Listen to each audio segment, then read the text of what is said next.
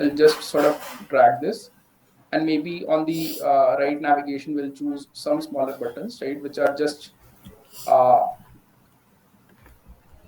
which are just one, sorry, something,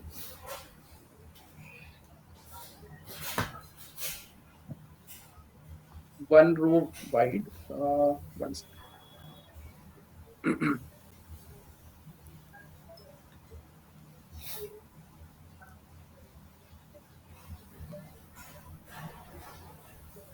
How I introduced so many lines connectors. Use an escape. Yeah.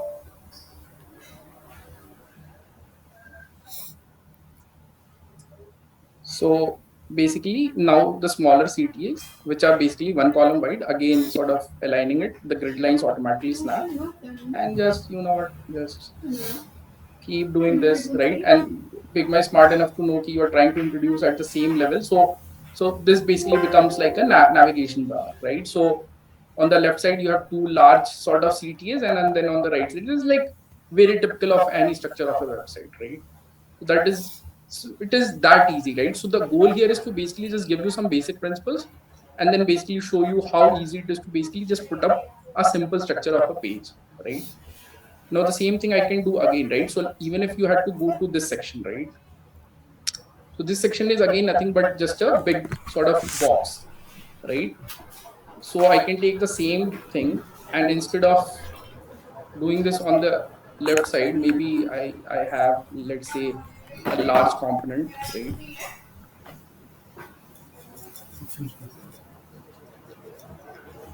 So this becomes like the hero of your page, right? It is spread over whatever width of columns you want. So let's say you want to keep it equally spaced, so you are basically taking up all the 6 columns, right? And below that you have two large CTAs, right?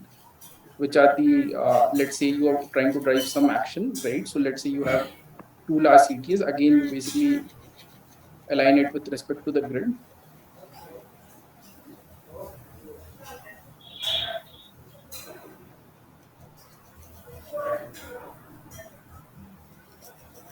right? And that is how your page starts looking like. So this is basically the structure of a page, right? This is how your page starts looking like a real page, right? It does not take much. All I did was set up my base frame, set up my navigation bar, put the different CTAs out there, put the different components on the screen, and just by doing this, I'm able to communicate the idea to my designer, right? That is what the goal is. Your job is not to be a designer. Your job is to basically just communicate the idea. You should be able to communicate the idea to the designer, right? For all you may know, you can, you want to do, you can basically communicate this using PowerPoint also, right? I could have done that, this exact same exercise in PowerPoint, just that it makes it much more harder to basically set up the layouts, set up the CTAs, give them rounded edges, etc., right? So this is what you want to do, right? So this is, Anurag, yeah. just one thing, like on the top navigation bar on the right hand side, there are like four columns you have added. So if I have to add drop downs in those buttons, so how we Mhm. can do it via this grid? We can do the drop downs also, right? But right now I just wanted to show you the basic structure. It's not there are enough ways and more to basically do everything, right? And I have just shown you the basic sort of layouting and design. Now Lakshmi is going to take over, and she's going to show you how to add drop downs, how to create more detailed components, right? And we are going to walk through a very detailed sort of landing page that she has created from scratch. But I just wanted to set you up with a very basic demo where I wanted to show you that how do you communicate your ideas to the designer, right? So your idea, the way you have to do it is basically, uh, see, if you put it in writing, right? If you write it in a PRD, right?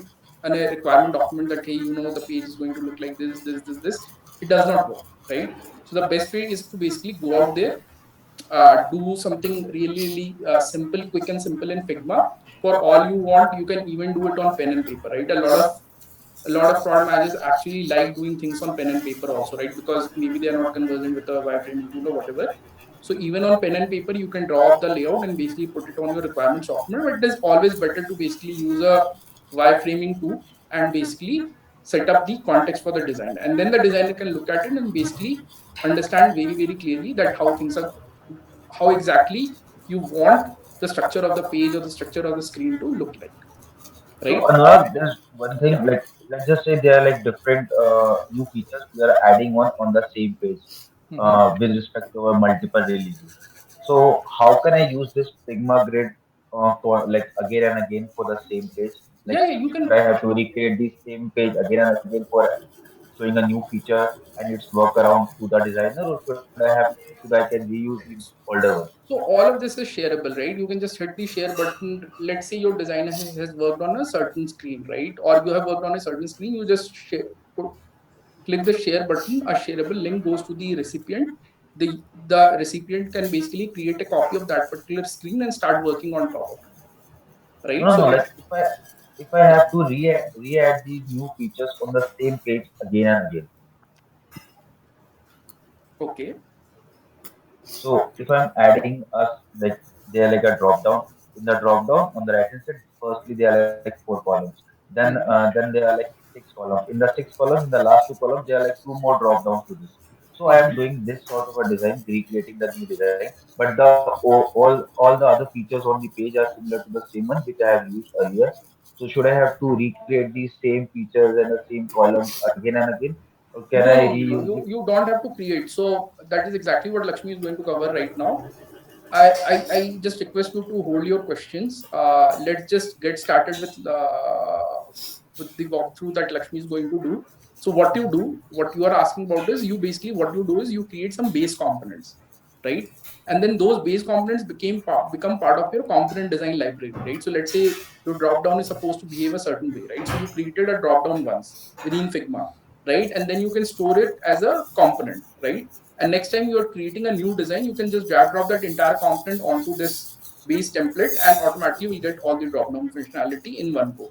You don't have to recreate the same thing over and over again, right? So that is exactly what Lakshmi is going to show you right now. So I'll just stop here and then let Lakshmi take over for some time. She is just to be very clear, she is an expert on this particular thing, so she'll be able to show you a few more tips and tricks far better than probably I would be able to do, right? Let's go through that session, and even after that session, if you guys have questions, then basically I can always come back and cover them, right? So I'm around. I'm going to stop sharing my screen now, and I'll let Lakshmi take over. So she's going to show you a very big, large page. Actually, I had plans to show a page of my own, but I just felt that we'll run out of time, so I would let her do it because her version is far more sort of refined and nicer than mine.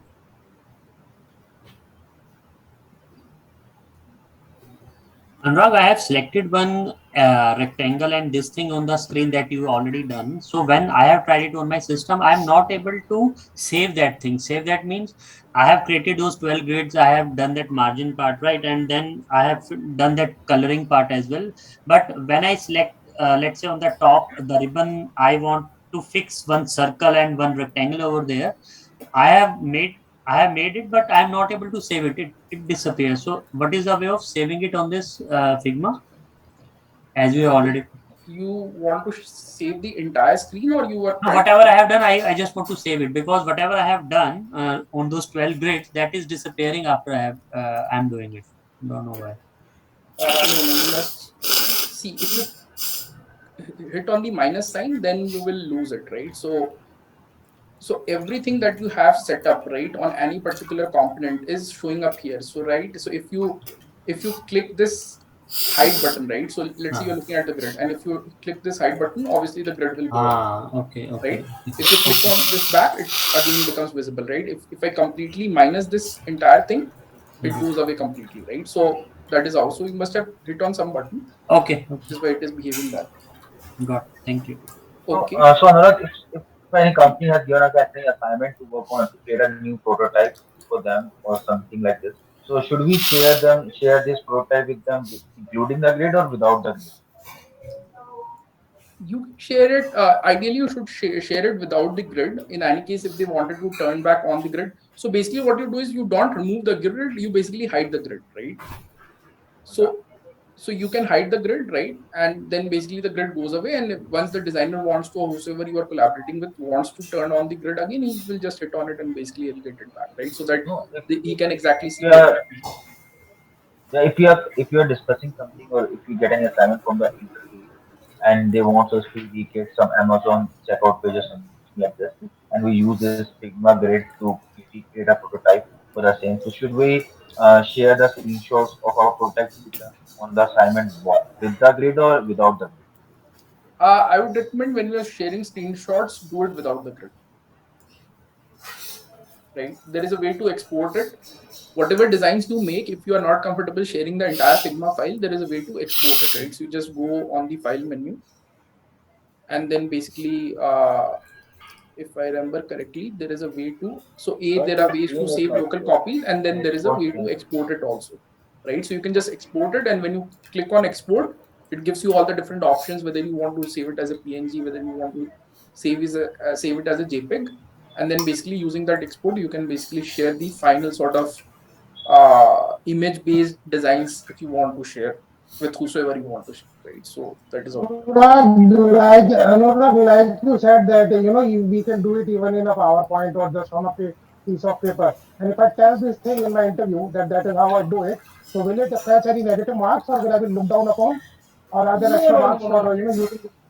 No. It's not like that. See, the reason why I am showing you these demos of wireframing tools is to basically get you started on this path of becoming a more productive product manager. But in the Okay, actual interview, no one cares whether you use it on PowerPoint, whether you do it on PowerPoint, whether you do it on pen and paper, right? So in a lot of cases, pen and paper is probably the fastest tool to work with, right? right, So no one is going to judge you for the fact that hey, you don't know Figma or you don't know one of the more popular wireframing tools, right? So no one is right, going to judge you on that, right? And in any case, the crux of the interview is not to basically judge you on whether you know Figma or not, right? The crux of the interview is to basically test you on how good you are in your product management thinking, right? But this is right, still an important step yeah, because because see, ultimately the more productive you are, the faster you collaborate, the faster you ship stuff, right? right. And then basically your designers are happy, your engineers are happy, and it is much more easier to basically collaborate faster with all the different stakeholders that you have, right? So Got it. That's right. I think Lakshmi has already started screen sharing, so it's over to Lakshmi. So from I'm going to go on mute. Lakshmi is going to basically show the next part, and then I will take over once she's done. We'll do the tech sort of demos, right? And Lakshmi's design is much more involved. It covers a lot more use cases. My goal was to just set you up with the basic concepts of Figma, and then Lakshmi will show you a very detailed sort of use case. So over to Lakshmi now. And how much time do we have? I think we easily have an hour or more. So But you still are going to cover the tech part, it's right? fine. It's fine. We can do like 45, 50 minutes, even if 1 hour. Let's address all the different questions. The tech part, if it spills over, I will cover 20, 30 minutes beyond your designs. And then after that, in the next session, I'll just spill it over. So it's All fine. right. I'll just try to see if I can squeeze it in 30 minutes if it's possible. All right. Hey everyone, my name is Lakshmi and I work as a senior product marketing manager in Next Billion, and it's a B2B company, and uh, we kind of build mapping APIs just similar to Google Maps. So in this session, like I'll try to cover as much as possible on how to use Figma to build some great looking landing pages.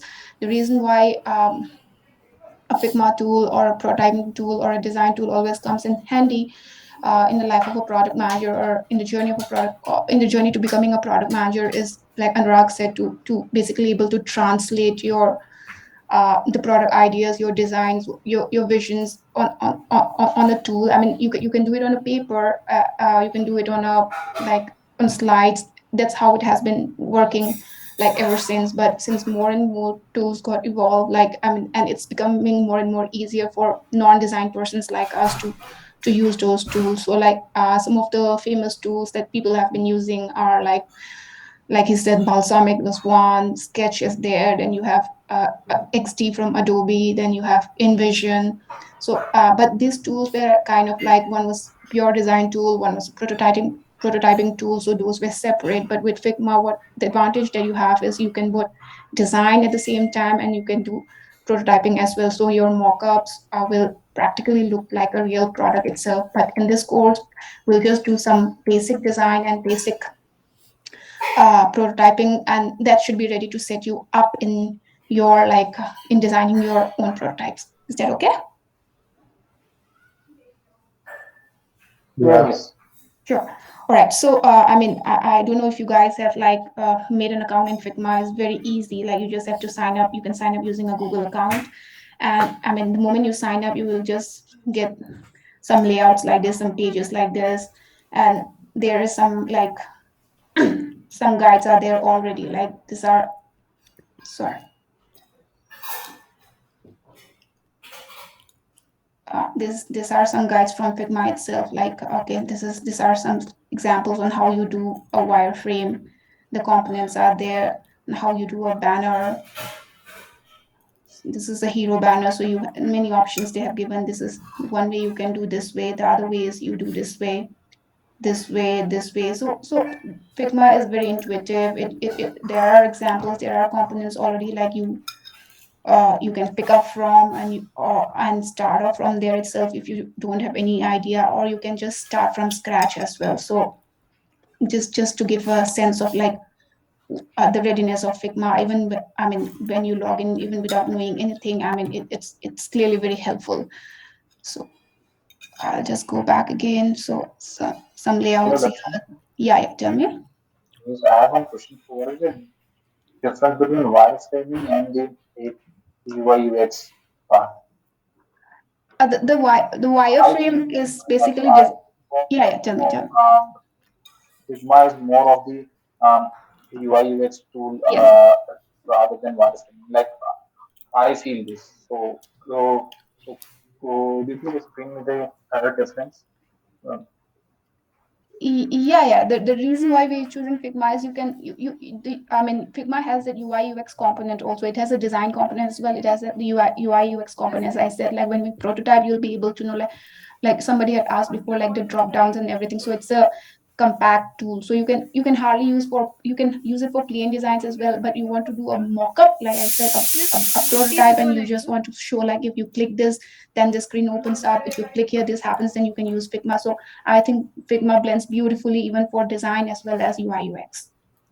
But yeah, I mean, but top level, of course, it is like from design to converting, translating it to UI UX. Figma does it beautifully, but you can use it for both purposes. All right. yeah, sure. Yeah, Thank cool. So yeah, these are some examples. Like I said, this is already there in Figma. See, like they have given these examples already. These are frames, like some custom sizes. You can use this. But anyways, because we'll not be very particular, we'll just try I mean our goal here is to just to set you up to be able to make a basic design and basic prototype.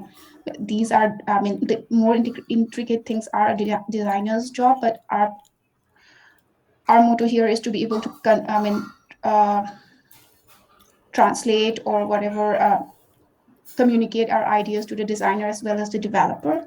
So see, like these are all made using Figma.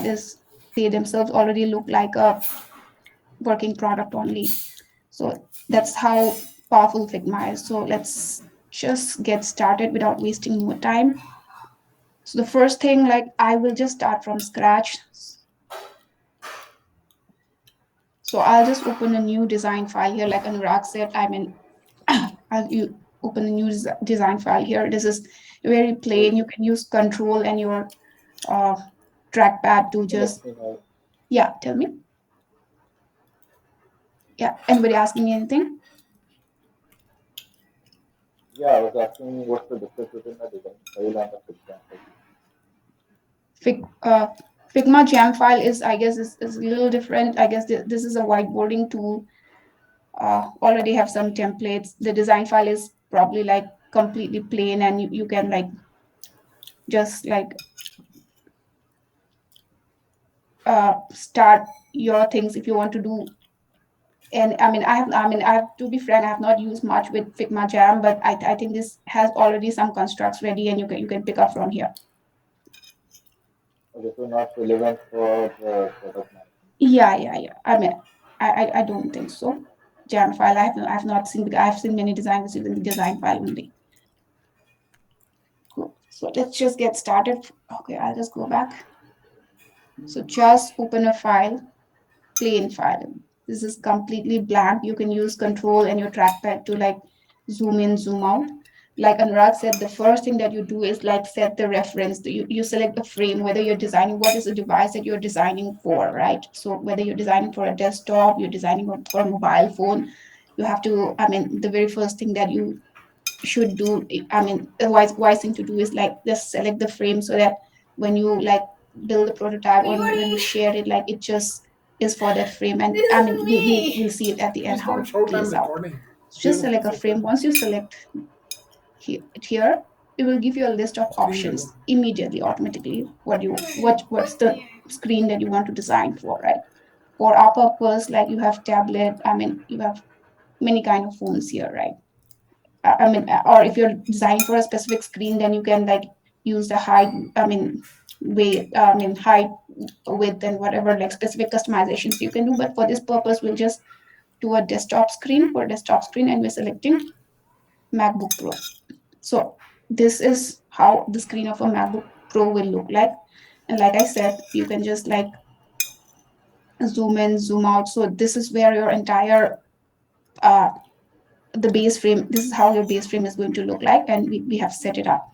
Just switching context, I'm just going back to like the Zendesk example that Anurag kind of covered for you guys. So it's a CRM, basically a chatbot software. We'll just open this up. I think it looks a little different on the screen. I think it's a Mac, that's why. There is one more version. One more version. Okay, yeah. So yeah, anything is fine. So like if you look at the Zendesk landing page, you see a lot of components here. So we will try. This is how basically landing pages look like. Like they are built of different components, and it's how you like. It all depends on how you're trying to build that narrative, and you bringing that narrative on that page. So this is just to let you guys know that there are different components, and how we are going to replicate the same on our landing page as well. So everything, like I said, is going to be on this frame. So if you like, you can extend this, you can make it smaller, but the width is fixed. And then because the landing page is going to be long, so you can extend it as long as you would wish to be, you want it to be. So I'll just keep it short for now, and we'll extend it as and when we go, and as and when we need.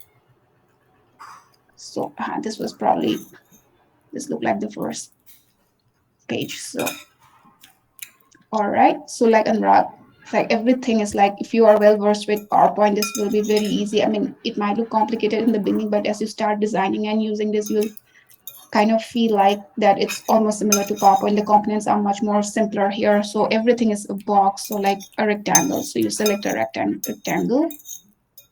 So this is one component which is similar to Zendesk. Probably this is this is what we call a hero banner. This is the main showstopper of your page, right? So let's say this is going to be I'll just put a text here. This is going to be our hero banner, right? So we can, when you select here, anyways, the properties get highlighted. You can like change the size of the text to, let's say 20, fine, or 30, fine, okay. Let's say we still need to extend it, because we have like 4 or 5 components on this page that we need. We extend it further, go down, okay. Then you choose another box. Let's just give it a different color. From here, fill the same properties as Excel or any other like design software. Let's just choose some color. right? And let's say this is our, you just replicate it. See, you just do a command duplicate it, it will go. Sorry. Let me just do a new one. Just let's say we are just going to use some value props, right? Then another section, just duplicate this. We go down. Okay, we still need to extend this. 1 second.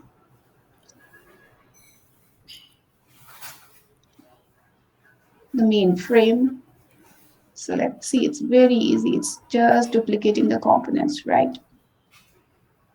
Let's say this is your, sorry.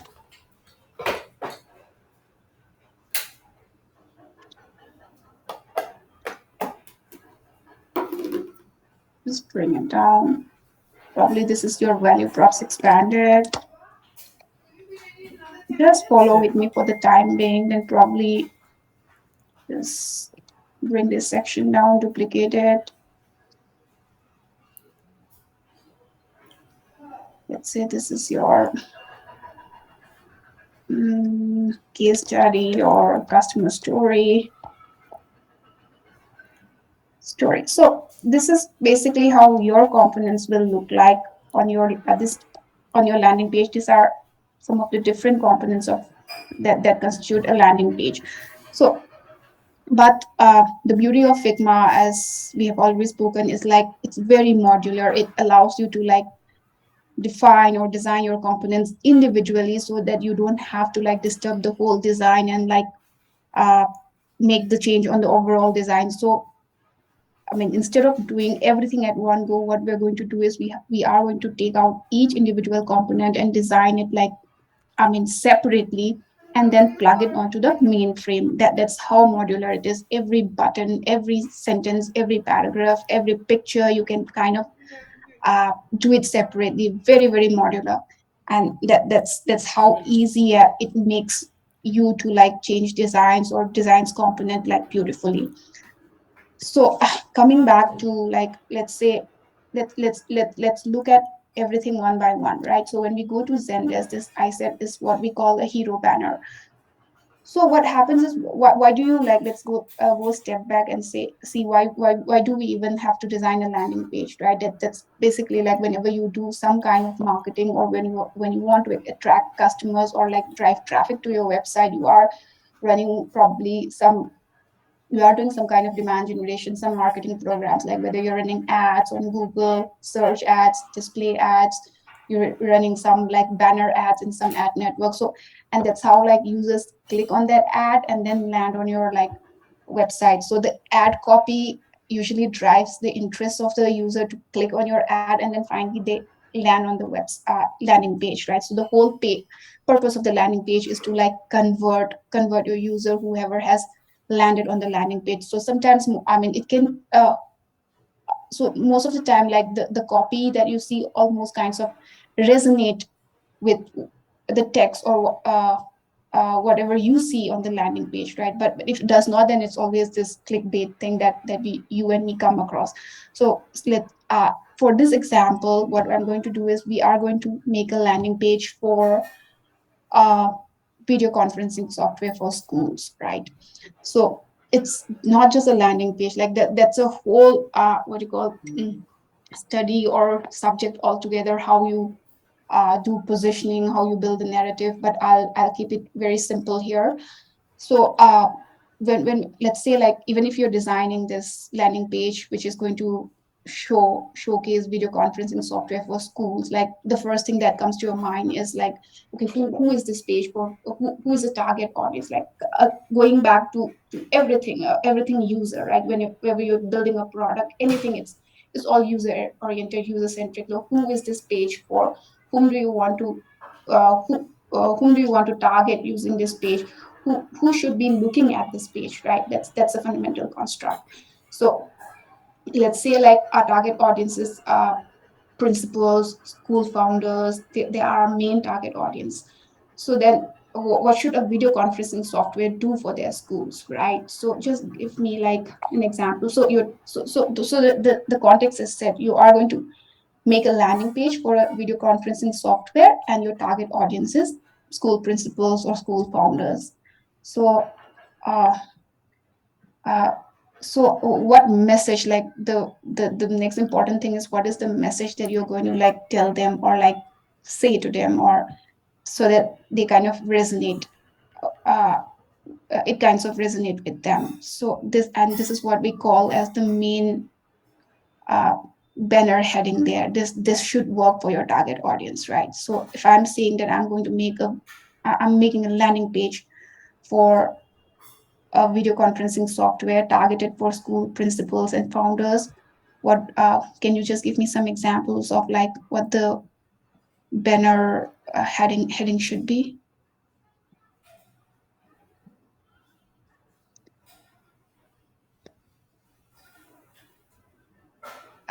Anyone?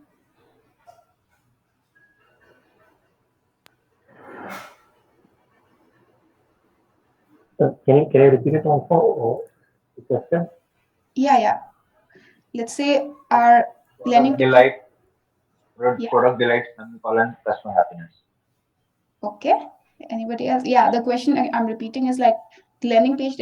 Zendesk is this is a landing page for their chatbot software, customer interaction software. But we are going to make a landing page for a video conferencing software like a Zoom call, like the one we're using right now for schools.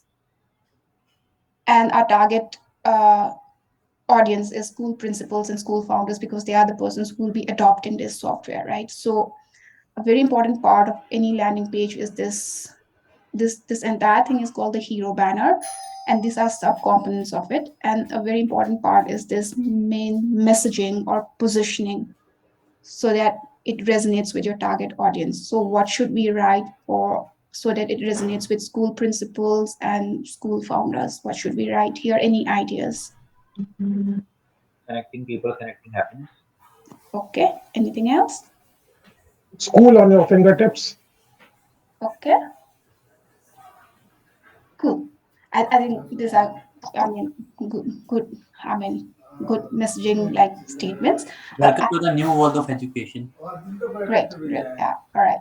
Yeah. So this messaging is like I'm telling you, like it's an entirely different, big broad subject altogether. There's a person called. I mean, if you are, I mean, I work in B2B, but for me, like unlike B2C, messaging is very important because we do a lot of like inbound marketing in the sense we don't go out and like talk to people. We create a lot of content. We run a lot of ads, and we try to resonate. We make sure that our ads resonate with our audience, and then our landing pages resonate. So messaging and narrative, building narrative is very important as a part of my job. So I put a lot of stress on this. And there's a person, I mean, if you are interested in it and if you're building a prototype, let's say a landing page, and if you want to know about positioning, there's a lady, she is a positioning expert, her name is April Dunford. You can follow her, and she has helped a lot of startups or tech companies like position their products very effectively. So uh, I mean, I'll not go into the details. Just you can look her up. Her name is April Dunford. All right, cool. So I've got some great examples of messaging. Just before that, if you see what I've done is I have just created a frame, and this is going to be our hero banner. So I'll just write the whole concept of modularity. Okay, we are going to do all these components one by one. So this is the hero banner separate. We will just work on this now. We've got some messaging ideas from you guys, and a very what I've learned from my journey so far, what works for a great landing page. I mean, for a great, I mean, hero banner component. Like there are 5 things. If you get it right, your page will like get a lot of conversions. Your hero banner will do the job for you. First is this tagline, right? The messaging or the positioning. Second is the sub tagline or the subheading. 1, 2, then your CTA, because this is exactly what you want the user to do, right? When you're not just building a page just for the heck of it, right? You What is ultimately, CT option? yeah, yeah, tell me. What is a CT? Call to action. Oh, okay. this is ultimately what you want the user to do, right? You want the user to click here. When you build a landing page, you are just not building it for the sake of it or just for the heck of it, right? You want to drive some action. So, and for a landing page, the action that you want to drive is make the user click on this button, and this buttons are all called CTAs, call to action. This is where you want to drive some action. So 1, 2, 3, and a very good image that should resonate with whatever you have written on your tagline. And the fifth component, which I always also include, which is not here, is like, I mean, I think they had it in their older version, is the logos here, the validation. Like, so if you nail these five components and you do a very good job of nailing this hero page, then it's very sure that your audience will scroll down your page ultimately. Because if you don't get this right, then the user will lose interest and it will not scroll down, and it will just, what you call, move away from your page. We have seen a lot of this happening. There's some, I mean, like you do web analytics, there's another analytics, heat map analytics that you do on landing pages. There are certain tools to do it, so you can see how much of the user, like out of 100 users, how many of them have reached to the end of your page, how many dropped after just after the hero banner, how many clicked on which button. So that's a another matter altogether. So I mean, on this page also you can do a lot of analytics, and for you to make sure that the user goes down, gets and and to make sure that you lock in the interest of the user, you have to get this banner right, so that they move, scroll, and a lot of users don't drop off. And for that to happen, like I said, you have to nail these 4 or 5 components. So we'll just get started. Okay, we'll do 1, 2, 3, 4, and 5. I'll do that right in front of you right away. So this is the hero banner. So let me just use some other color for this. I'll just fill this using some yellow. I somehow like yellow. All right, let's do this. Okay, so we are going to do that. See, Anurag has given you that grid and all, but because I've kind of been doing this for some time, so I don't use the grid and all anymore. I just use some of my intuition, but you guys get started on the grid because that's the foundation. That's how I started also. So the first thing we are going to do is this tagline. So video conferencing software for schools. Let's say it has come from one of your ads, display ads. I just want to say that I have a very good video conferencing software. So very simple positioning. I want to say that I my product is a video conferencing software. Let's keep it simple. I'll just write best video conferencing software for schools. Very simple. There are different ways to position. You can go very simple and very direct. You can go a little conceptual, like Zwara says, like uh, if you go to Zwara, Zwara is a subscription software. They do this they just don't say that they are a subscription software. They write subscriptions are just a beginning. So there are different ways to do positioning. For what I feel is, when you're starting up for a startup, because I work in a series B startup, for my startup I believe that because we are not a known brand, so it's important that we tell the users exactly what we do. Once we become more familiar, when people become more familiar, once we are out there in the market and we are a known name, then I feel that we can take go in with this concept. But for beginners, I feel like it's it's better to be just outright out there and see what you do, so that people know at least what you are doing if you're not in a um, if you're not a known brand. So, but Zwara, I guess, is known. And the earlier version they had was like the world run on subscriptions, and subscriptions run on Zwara. So, well, I mean, those are different takes on messaging. So when you actually get down to sit and do this messaging, and you'll have to go through this entire concept of like, how are you going to do it? And like, you can follow April Dunford for that. So I've been following her for all my messaging uh, statements and some of the best practices. So this is going to be the hero banners. That let's just, I like pop-ins somehow. So I'll just do. So when you click here, like, it will just highlight the property which you can take. So instead of enter, probably I'll use pop-ins. My text is like this. This I want it to be bigger because it's the main heading here, and then I want it to be bold, uh, extra bold. See, very easy, right? Then we need a subheading, right? Like I said, every good website you will see, SaaS website, that they have a main tagline, a subheading, the CTAs are here, the image is here, and probably I don't know, the validation is here, the customer list. This is exactly the recipe that you need to nail your banner page, the hero banner. So I'll do that. Sorry. So just select a text box again. I'll just do the subheading. So let's say we are doing it for this should resonate with principals and co-founders of schools. So we're saying that we are the best video conferencing software for schools, and let's just say something else. Like we'll say, okay, what do the principals or what do the school founders they want? Okay, they just want to run the school smoothly, right? Correct. I mean, they want the video conferencing software to work smoothly for the teachers, students, and they want to run their schools efficiently, like they used to run physical schools. So they want little difference, like they want the same experience. So going on that lines, they want to give the same experience using this software. So going on that lines, I'll just write something like maintain. Sorry, I'll just give this to like 30 or so, and probably this will be medium here. Okay, maintain high interaction, uh, interaction and engagement, and run. They want to run their schools effortlessly, smoothly. So, I mean, this is just an example now. I mean, this is not very great. Also, this just for the sake of this session, I just came up with something. And run your schools and run your schools smoothly and efficiently. Okay, we are a video conferencing software and we will help you run your schools smoothly and efficiently is what we are saying here.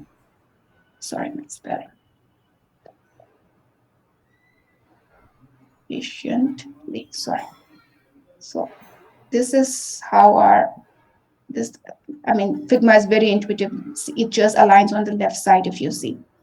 So this is how it is. Okay, we have nailed two components now.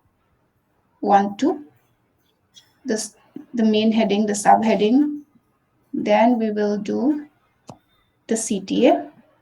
We always want the user to click on this CTA. So these are called like primary CTA, secondary CTA. You'll come across this when you do landing pages or when you do like screens, like this is the main CTA, this is secondary CTA. So we'll use two CTAs here in our case also.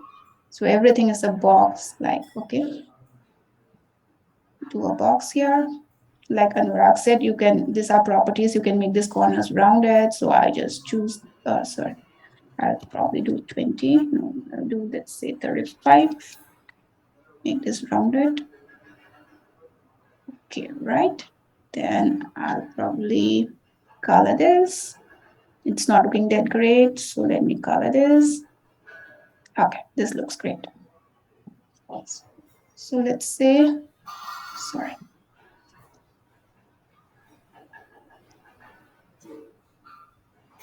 We'll write what we want to here. Let's say book demo. Easy. CTS are very standard or common. Then let's make this bigger to make it easy for me. I select both, just like you do in PowerPoint. You just group this, and then you duplicate this. I have a secondary CTA now here. Let's say let's just change this text to speak to us or talk to us, whatever.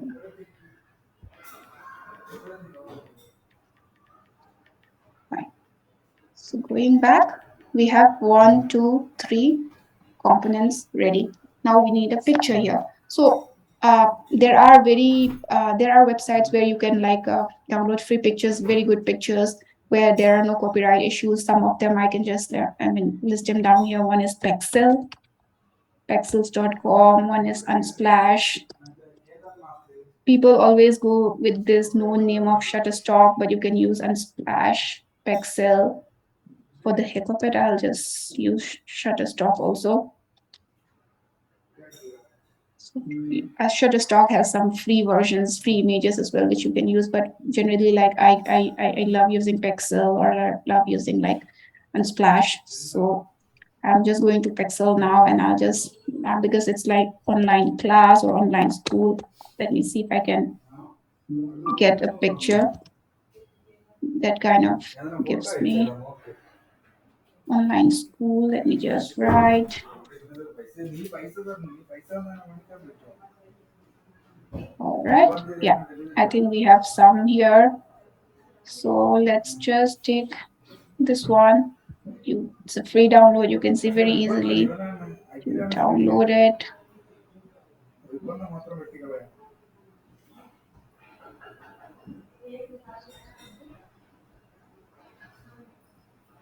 I'll just copy this. Go back to my Figma screen. Huh? Did it work? Adding image? Yes. You can just resize this. No problem. You can resize it using this width and height also. If I do 1000, how much does this come to? It's still big. It's 800. Let's see. Somehow a little big. Let's do 700. So you do. Okay, I think it kind of works now. You can see how it's building up, right?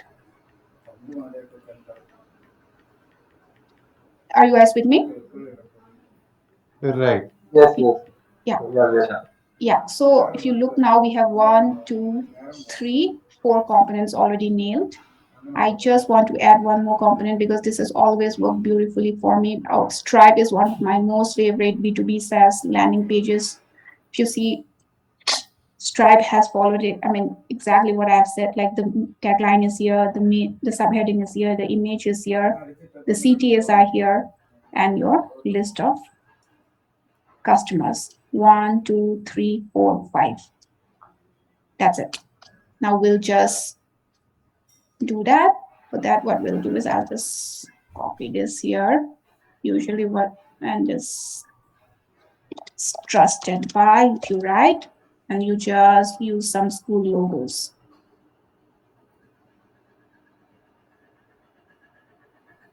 Let me just make this a little bigger. If you want to make the whole thing a little bigger, you have to click on this hero banner here, the frame, to make it a little bigger.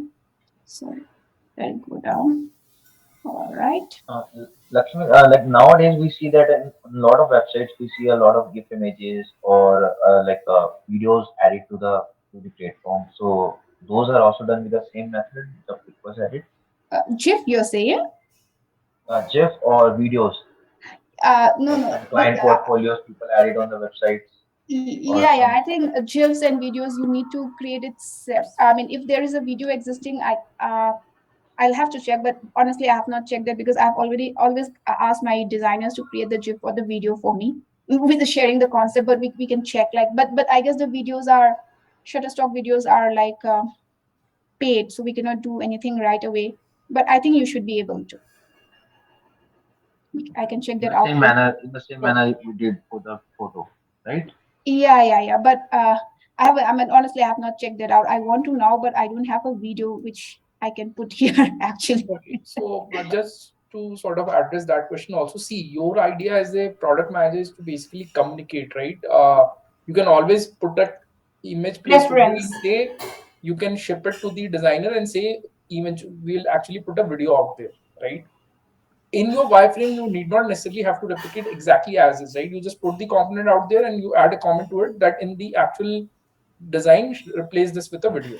Yeah, No, like Anurag, in the interviews we can't say the same, right? If you are appearing for an interview and someone says yeah, in a the panel. for a prototype, for a prototype. Yeah, if you're sharing Yeah. prototype, I think we have to check that out. This is purely from very basic kind of a prototyping which you have to share with the designer or with.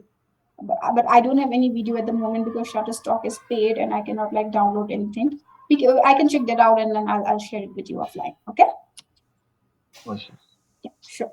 So just remember this because it has helped me a lot.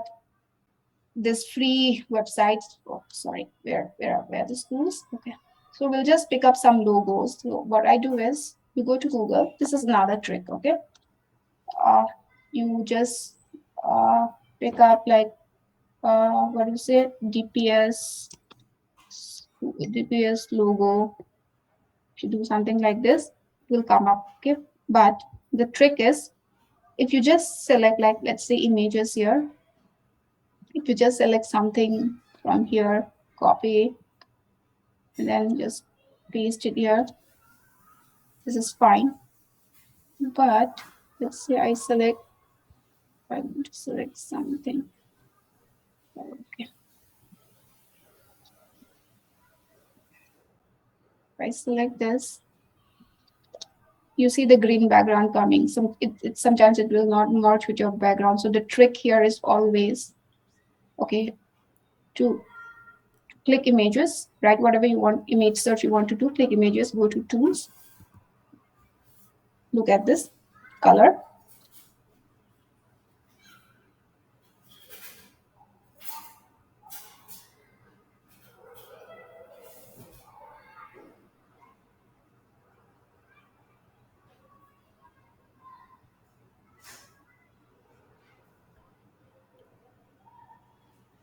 Always choose transparent. It will always give you pictures with only transparent background. The background will be transparent. You don't have to worry.